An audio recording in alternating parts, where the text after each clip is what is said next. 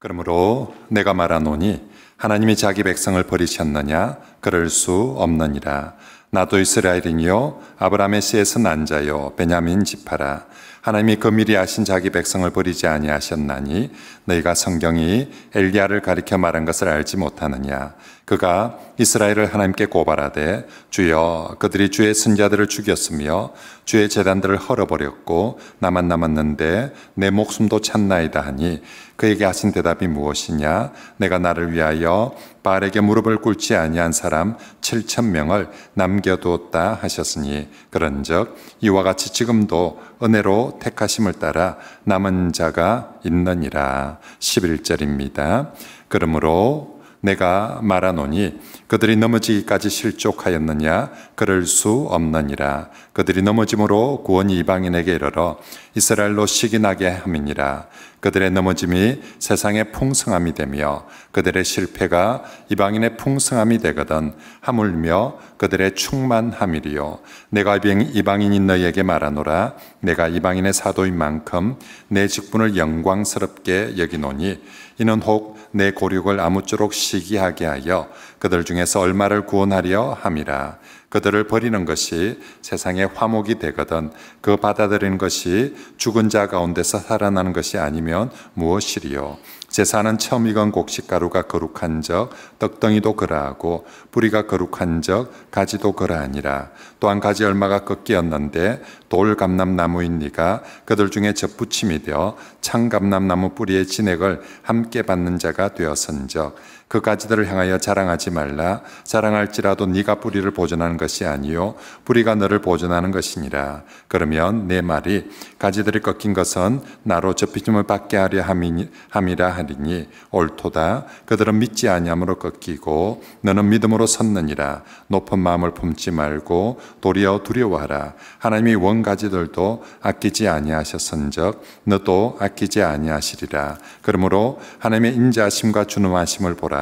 넘어지는 자들에게는 준엄하심이 있으니 너희가 만일 하나님의 인자하심에 머물러 있으면 그 인자가 너희에게 있으리라. 그렇지 않으면 너도 찍히는 바 되리라. 그들도 믿지 아니하는데 머무르지 아니하면 접붙임을 받으리니 이는 그들을 접붙이실 능력이 하나님께 있음이라. 네가 원 돌 감람나무에서 찍힘을 받고 본성을 거슬러 좋은 감람나무에 접붙임을 받았으니 원 가진 이 사람들이야 얼마나 더 자기 감람나무에 접붙이심을 받으랴. 아멘. 우리 로마서 지금 이제 9장부터 11장까지 계속 이스라엘에 관한 주제의 말씀들을 다루면서 우리 지난 10장 마지막 오늘 요절 외운 것처럼요, 하나님께서 이스라엘에 대하여 말씀하십니다. 순종하지 아니하고 거슬러 말하는 백성들, 이스라엘이 그랬죠.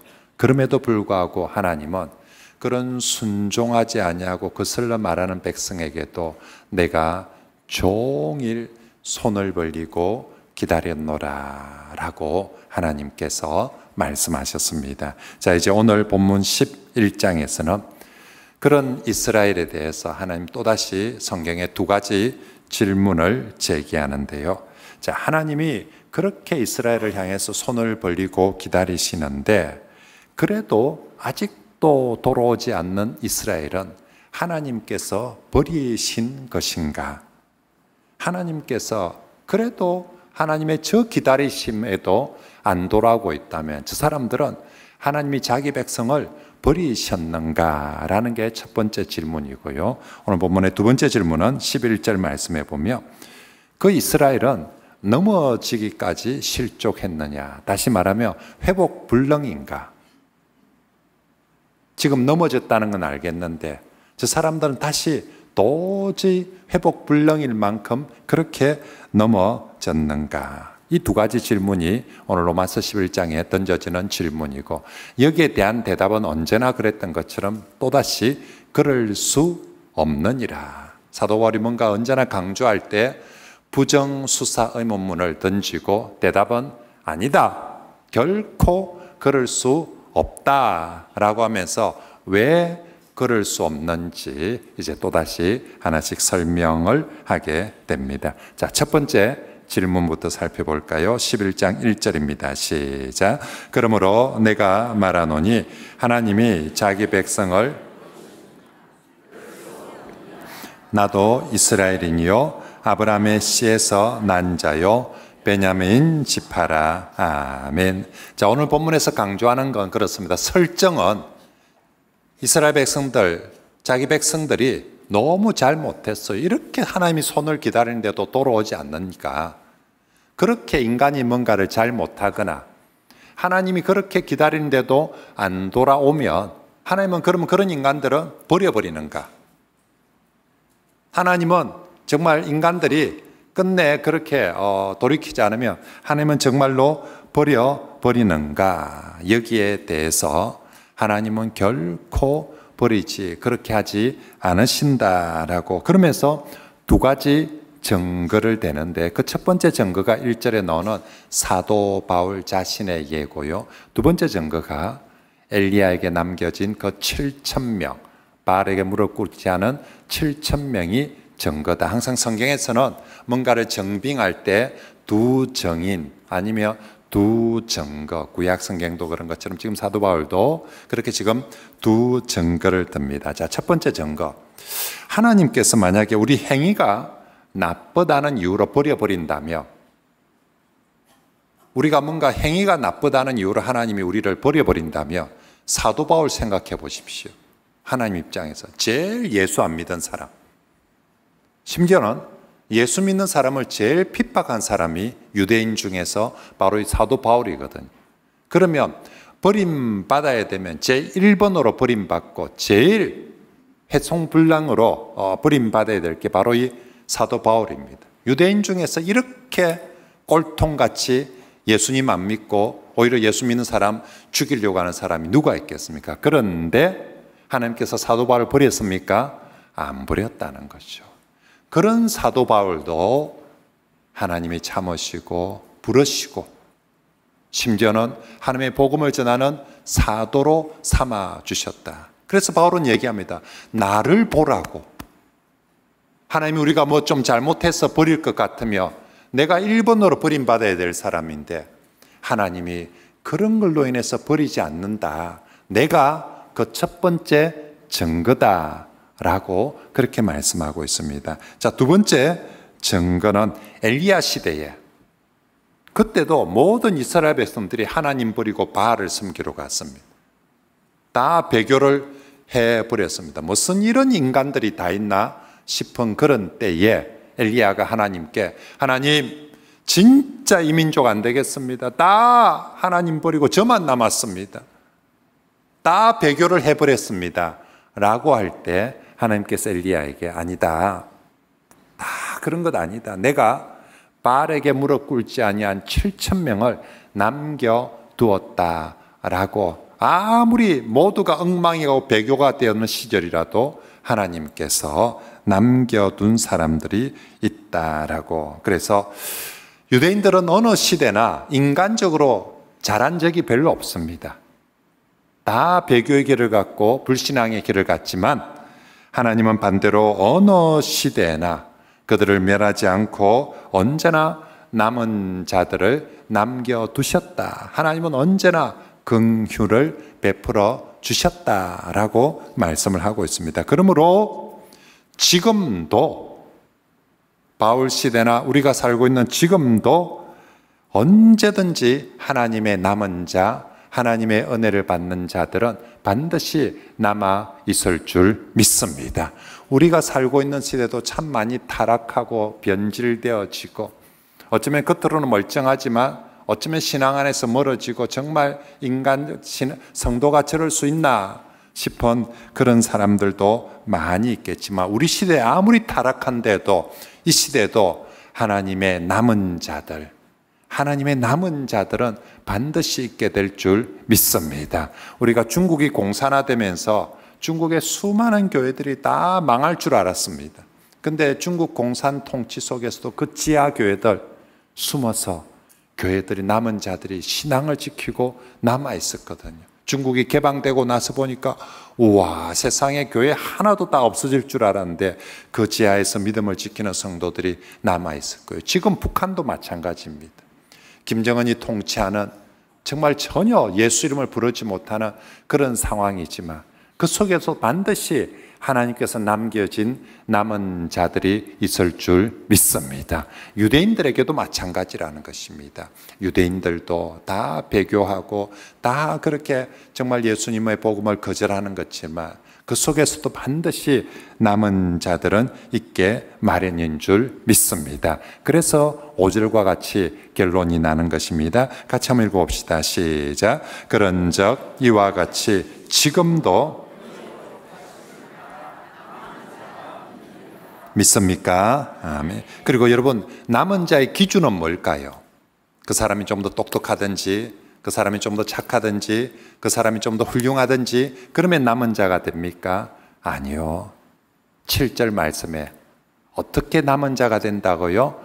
은혜로, 오직 은혜로 택하심을 입은 자가 남은 자가 되어지는 줄 믿습니다. 그러므로 성도 여러분, 정말로 우리 하나님께서 때로는 우린 정말 인간이기 때문에 이스라엘 백성뿐만 아니라 우리도 때로는 많은 잘못을 하나님께 실망스러운 일들을 많이 하지만 우리 하나님 자기가 택한 백성들 결코 버리지 않으시고 아무리 타락한 시대와 현상 속에서도 신실한 남은 자들을 남겨두시는 줄 믿습니다. 그러므로 우리 성도들도 어떤 배교나 타락의 유혹 속에서도 하나님의 말씀을 신실하게 믿고 따르는 그런 남은 자들, 종말이 갈수록 정말 하나님, 제가 마지막 그 남은 자가 되게 해 주시옵소서라고 그렇게 남은 자로 신앙인으로 살아가는 그런 저와 여러분들이 되시길 바랍니다.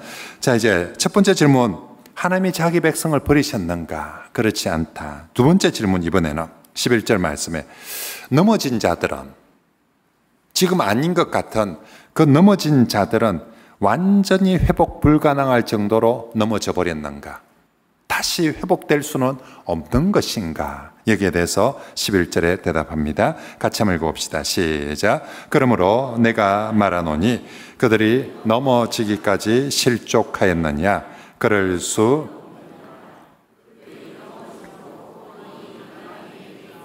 이스라엘로 시기나게 함이니라. 아멘.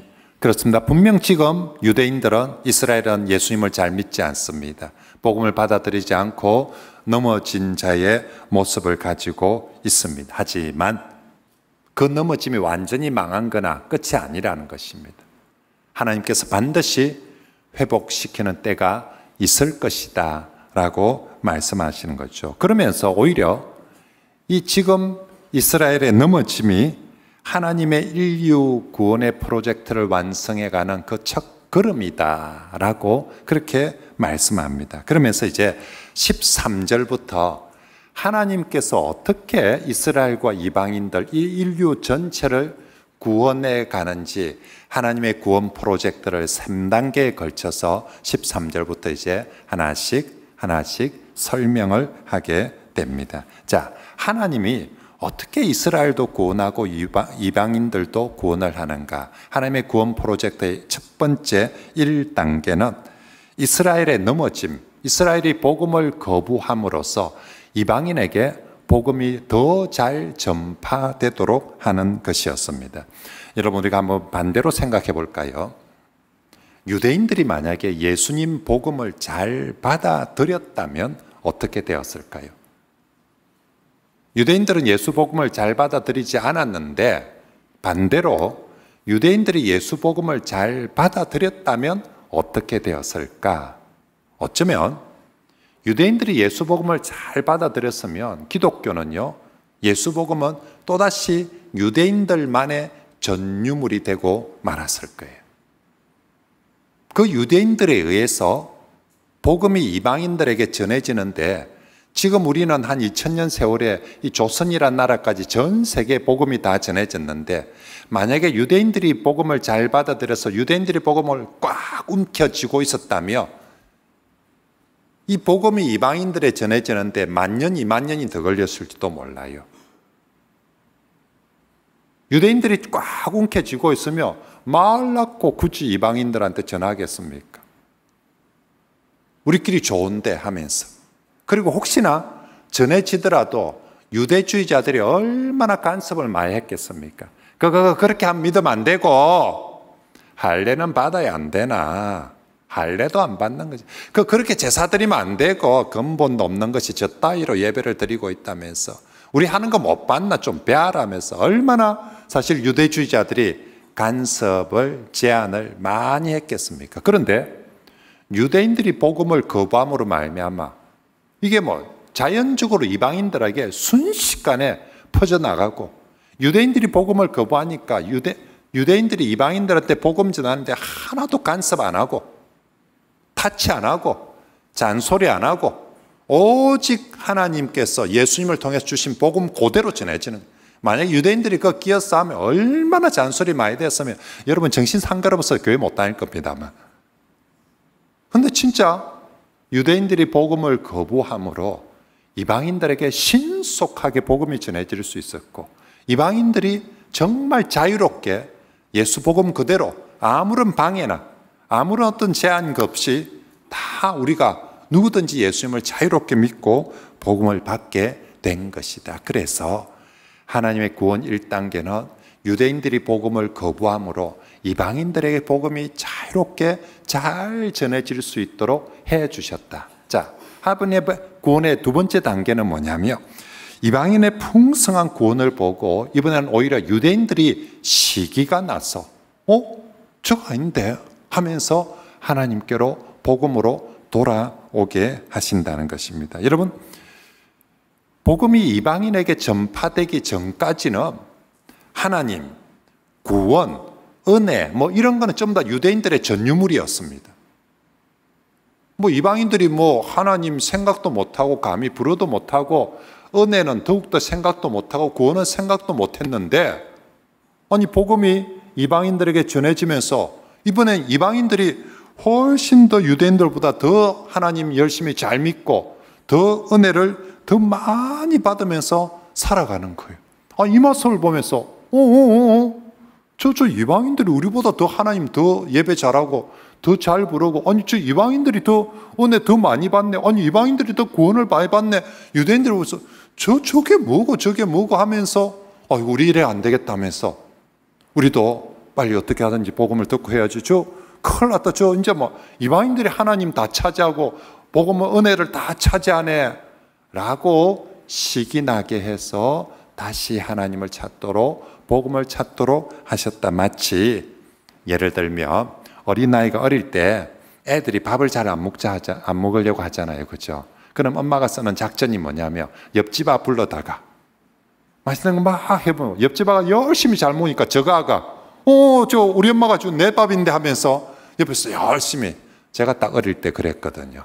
제가 하도 밥을 안 먹어가지고 저희 어머니가 맨날 옆집 아 불러가지고 맛있는 옆집 아는 우리 집 오니까 엄마 요즘 너무 맛있다고 원래는 다 내한테 내미기려고 준 건데 제가 하도 안 먹으니까 옆집 아 부르면 희한하게 내 혼자 먹을 때는 맛도 없어서 안 먹랬는데 옆집 아가 잘 먹고 있으니까 나도 등 달아서 그렇게 먹고.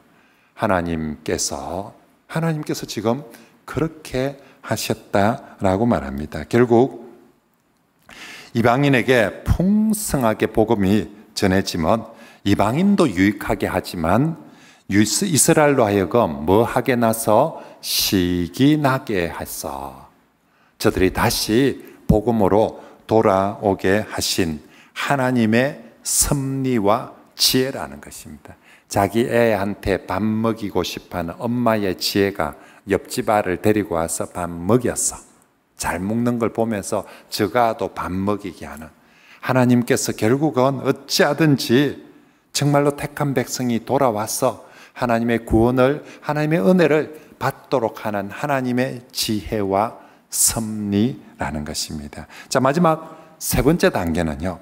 이스라엘이 이제 돌아옴으로 말미암아서 온 세상이 더욱 복음으로 풍성하게 되어지는 것입니다. 여러분, 유대인 한 사람이 돌아오는 것하고 이방인 한 사람이 돌아오는 것하고 똑같이 한 사람이 돌아왔다는 것은 똑같은 일인데 그 이후의 결과가요, 파급 효과가 엄청나게 다르거든요.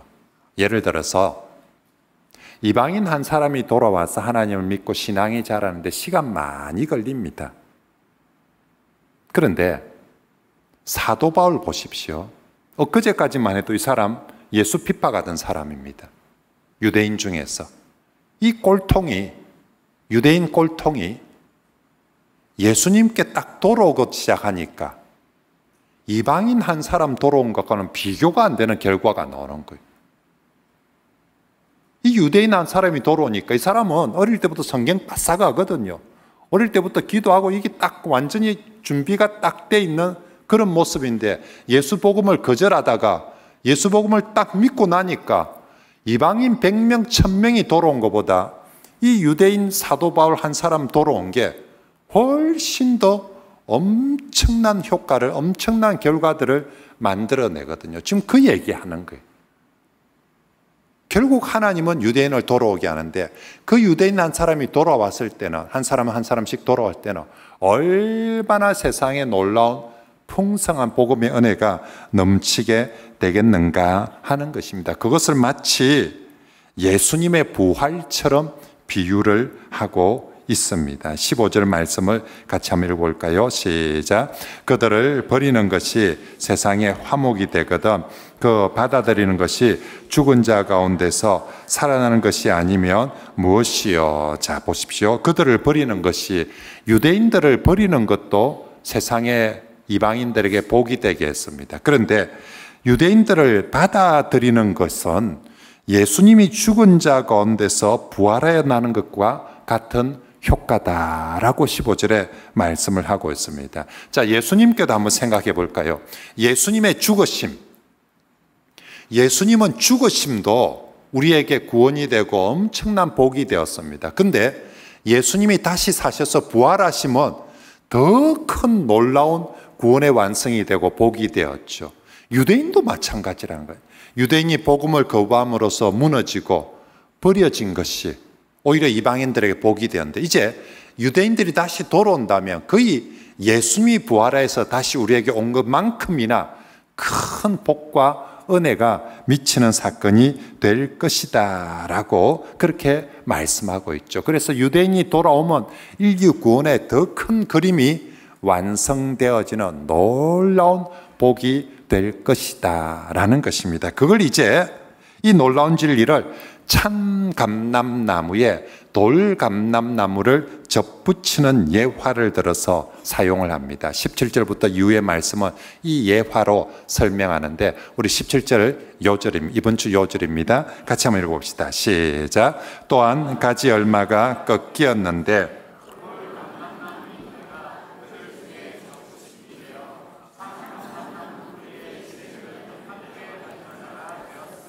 네, 돌감람나무, 참감람나무 얘기하는데, 감람나무는 요즘 올리브나무, 저 이스라엘 중동 지방의 올리브나무, 감람나무인데, 감람나무 특징이 오래 살아요.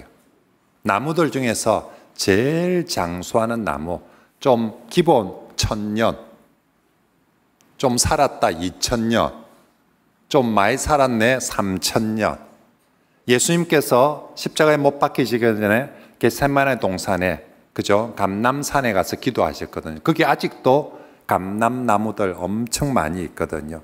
그 가서 그 감나무 밑에 다 수명에 적혀 있어요. 연도. 제일 작은 게 한 1000년. 이거 좀 크다 하면 2000년. 이거 하면 3000년, 2500년. 진짜 그렇게 있어요. 그래서 그만큼 감람나무가 오래 사는데, 근데 여러분 가실수 시그머촌에서 이렇게 심어봐서 알겠지만 과실수 오래 살아서 나이 들면 열매 많이 맺던가요? 안 맺던가요? 그죠? 이게 나이가 들면 과실수도 살아있긴 살아있는데 이게 열매를 많이 못 맺을 때가 있어요. 과실수도 보면 3년차, 5년차, 6년차 막 이럴 젊을 때 과실을 많이 맺거든요. 근데 올리브 나무는 뭐 3년, 5년, 50년이 아니라 약 500년을 살고 100년, 1000년을 살고 막 이러거든요. 왜 늙은 올리브 나무, 감람나무도 열매를 다시 많이 맺고 싶어 할 때 웃지 않은가? 주인이 이 감람나무, 참 감람나무, 가지를 과감하게 강전지로 해서 싹둑 열매를 지금 못 맺고 있는 걸 잘라 피고 그 자리에다가 돌감람나무, 옛날에는 감람나무 취급도 안 했던 돌감람나무를 딱 접붙이는 거예요. 우리도 그렇지 않습니까? 우리나라도 하여튼 앞에 돌자 붙으면 별로 좋은 게 없어요. 뭐 나무든 사람이든. 그죠? 그래서 사람도 돌대가리 하며 이게 뭐 그렇고 나무도 뭐 돌배, 뭐 돌복숭 막 이렇게 하면 별로 이게 하여튼 앞에 돌 붙이가 좋은 게 없어요. 감람나무도 마찬가지입니다. 이게 참감람나무 있는데 원래 돌감람나무 요 그냥 놔두면 이게 정말 아무짝에 쓸모없는데 이 참감람나무를 살리려고 여기 있는 가지를 싹둑 잘라 피고 요다가 돌감람나무 가지를 딱 붙이는데 이러면 이게 짬뽕이 돼가지고 이거 아무것도 안 되고 죽을 줄 알았는데 세상에 이 늙은 참감람나무에 돌감람나무 가지를 딱 붙이니까 이 둘 다 생기가 도는 거예요. 젊어지고 열매를 맺어지고 다시 오랫동안 살게 되어지는 것. 그래서 오늘 이스라엘과 이방인이 딱 하나님께서 바로 이렇게 하셨다. 이스라엘이 원래 참감람나무인데 야들이 구약시대를 거치면서 오래되다 보니까 이게 열매를 안 맺어. 하나님이 원하시는 신앙의 모습이 아니고 열매를 안 맺어. 그래서 하나님께서 이거 다 잘라버리고 죽여삐까? 아니, 하나님은 절대 버리지 않는다. 그럼 이대로 그냥 놔둘까? 아니, 그래도 안 되고. 그래서 하나님께서 어떻게 하셨다? 가지치기를 하는 거예요. 가지치기를. 그것도 어느 정도로 와, 저래가지고 살아남겠나 싶을 만큼 가지치기를 세게 많이 하다. 거기다가 뭘 갖다 붙인다? 이방인을 갖다 붙여. 어이, 돌 같은 저걸. 하나님은 근데 감람나무 돌 같은 저기에 은혜를 주셔서 너가 같이 오라고 딱 붙여놨더니 세상에 여기가 풍성하게 살고 열매를 다 맺게 되어서 오래오래 열매 맺으며 재밌게 잘 살았더래요. 이게 오늘 말씀입니다. 그래서 결국은 뭐냐면 이 이스라엘과 이방인을 살리는 하나님의 신실하심. 그죠? 우리가 로마서 9장 처음 시작할 때 이스라엘의 이런 정말 무너짐을 보면서 유대인들이 안 믿는 모습을 보면서 하나님 정말 신실하신 거 맞습니까? 라는 질문이 첫 질문으로 시작을 했거든요.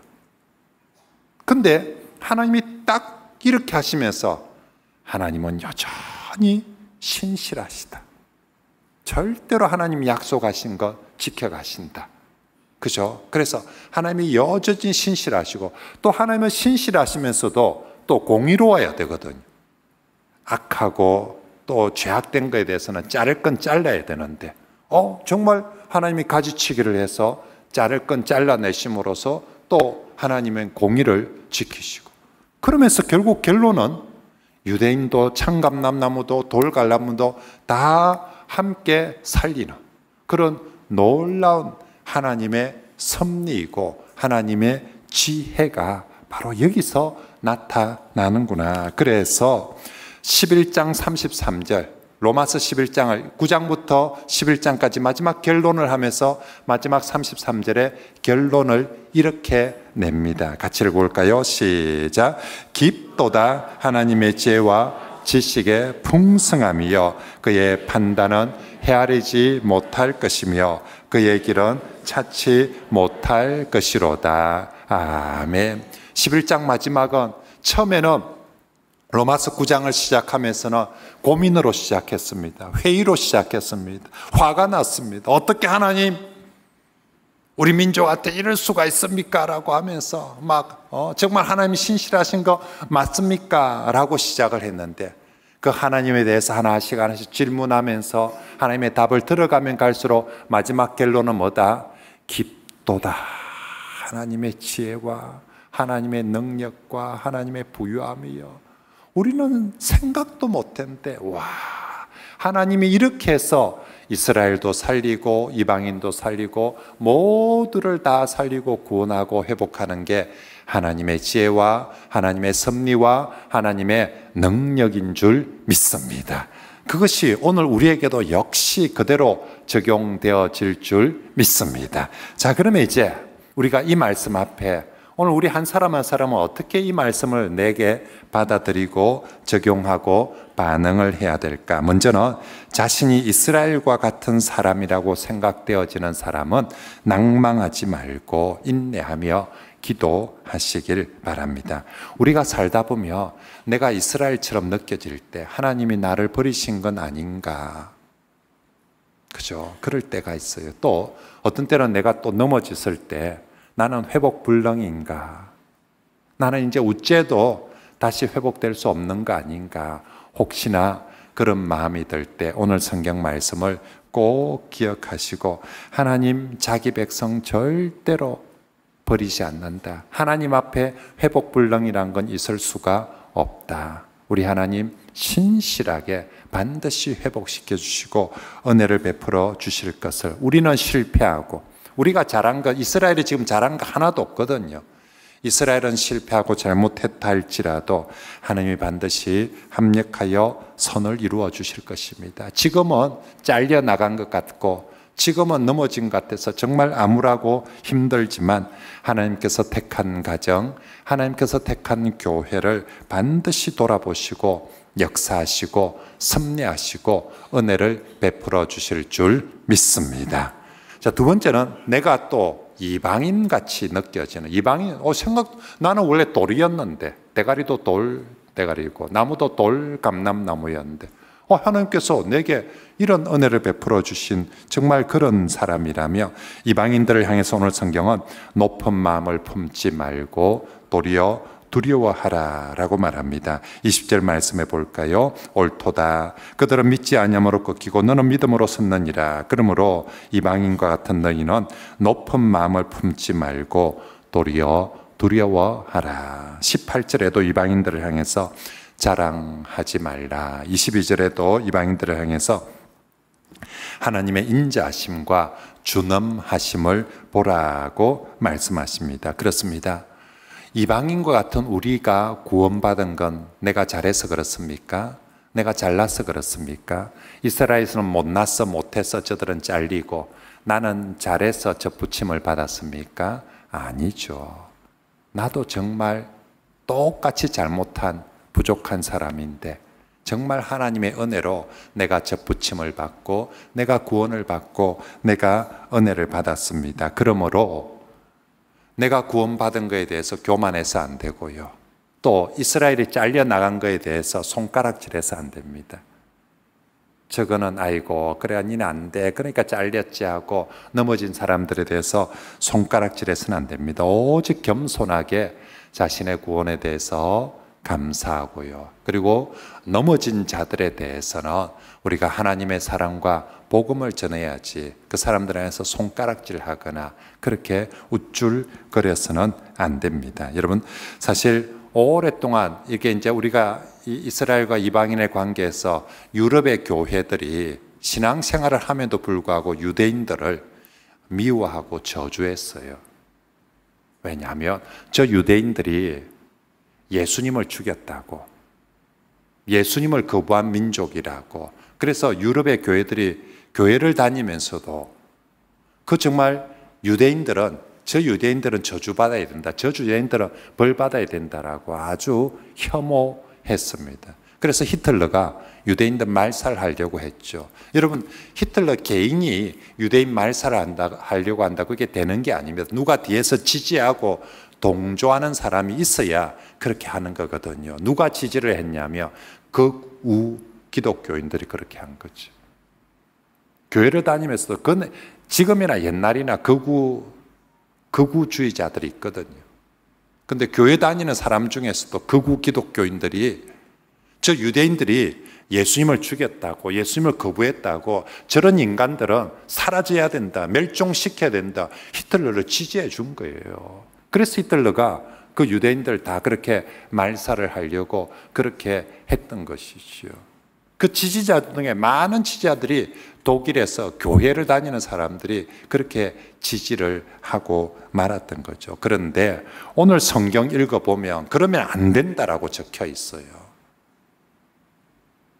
구원받은 이방인이 저 유대인들, 예수님 죽였다고 하는, 거부했다는 저 유대인들 안에서 저 인간들은 죽여야 된다라고 손가락질하고 나무라고 그래서는 안 된다. 네 자랑은, 네가 구원받은 거에 대해서 자랑하거나 우쭐대거나 교만해서는 안 된다. 네가 뭐가 잘났다고. 네도 하나님의 은혜로 구원받았는데 어디 감히 네가 저 사람들한테 욕을 하고 손가락질을 하고 그렇게 해서는 안 된다라고 말씀하면서 오히려 그런 사람들에게 복음을 전하고 주의 사랑을 더 전하여서 그 사람들도, 그런 유대인들도 다시 일어날 수 있도록, 다시 회복될 수 있도록 도와줘야지 어디 손가락질을 하고 어디 비난질을 하고 그렇게 하느냐라고 말하고 있습니다. 여러분, 사실 소위 선택받았다던 구약의 이스라엘이 왜 실패하고 넘어졌습니까? 자기들이 하나님께 선택받고 구원받은 걸 자기들이 잘나서 그런 줄 알고 자신들만의 특권으로 여기고 자기들만의 소유로 여기고 반대로 이방인들 무시하고 자신들의 구원에만 집착했기 때문에 그래서 실패해버린 것 아니겠습니까? 왜 하나님이 이스라엘을 먼저 택하시고 그들에게 먼저 구원의 은혜를 베풀어 주셨습니까? 너를 통해서 또 다른 이방인들에게 복음 전하고 너를 통해서 또 다른 사람들이 구원받도록 하라고 먼저 택하시고 먼저 은혜를 주셨는데 이스라엘은 그러지 않고 자기들만의 특권으로 자기들만의 정말 소유로 그렇게 집착하고 그렇게 있었기 때문에 실패한 거죠. 이제 역전이 되었습니다. 이제 그래서 이스라엘은 뒤로 물러가게 되고 이제 이번에는 이방인들이 오히려 먼저 은혜를 받고 이방인들이 먼저 구원을 받고 이방인들이 먼저 복음을 받았습니다. 그러면 이제 이방인들이 어떻게 해야 됩니까? 그러지 못한 유대인들을 손가락질하고 죽여야 되겠습니까? 아닌 거죠. 언제나 하나님께 은혜를 받고 복음을 받은 사람들은 그러지 못한 사람들에게 이 은혜를, 이 복음을 흘려 보내고 우리를 통해서 또 다른 사람들이 살아나고 구원을 받도록 해야 될 줄 믿습니다. 우리도 이방인들이 우리가 받은 구원에 대해서, 복음에 대해서 우리들의 특권으로 생각하고 우리들만 소유하고 집착한다며 옛날 실패했던 이스라엘과 다를 바가 없게 되는 것입니다. 세계 선교 역사를 보면 하나님께서 어느 때나 그 민족에게 복을 주시고 선교의 사명을 잘 감당하라고 복음의 은혜를 주시는 때가 있습니다. 그래서 과거에 영국이나 미국이나 호주나 복음을 풍성하게 부어주시고 물질도 부어주시니까 그 받은 복음, 그 받은 물질 가지고 세계를 향하여서 선교하고 구제하고 나누면서 그렇게 살아갔던 적이 있습니다. 지금은 대한민국이 하나님의 축복의 때인 것 같습니다. 하나님께서 여러 이방 민족 중에서 대한민국만큼 복음을 풍성하게 부어준 민족이 없어요. 우리나라만큼 우리가 하나님께 받은 복 중에 제일 큰 복은 복음의 복을 받았어요. 전 세계 역사에 이렇게 복음을, 선교사도 안 왔는데 먼저 복음을 사모하고 받고 교회를 세우고 성경을 번역하고 스스로 교회를 이렇게 전 세계에서 복음의 은혜를 풍성하게 받은 민족이 없어요. 복음의 은혜를 받다 보니까 이 조그만한 나라의 하나님의 물질의 복도 이렇게 우리가 단군 이래로 지금 우리 민족이 물질의 복도 우리가 뭐 힘들다 어렵다 하지만 단군 이래로 이렇게 우리 민족이 물질의 복을 받고 세계 뭐 이렇게 강대국이 된 적이 어디 있습니까? 하나님이 지금 우리 때에 복음과 물질 두 가지를 정말 풍성하게 부어주셨는데 우리는 받은 이걸 지금 어떻게 하고 있는가?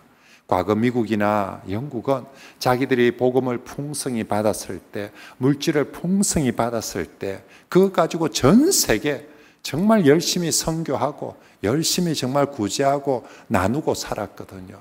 그런 반면에 지금 우리 대한민국은 이렇게 복음을 풍성히 받고 이렇게 물질을 많이 받았는데 너무 자기 식구들만 챙기는 것 같아요.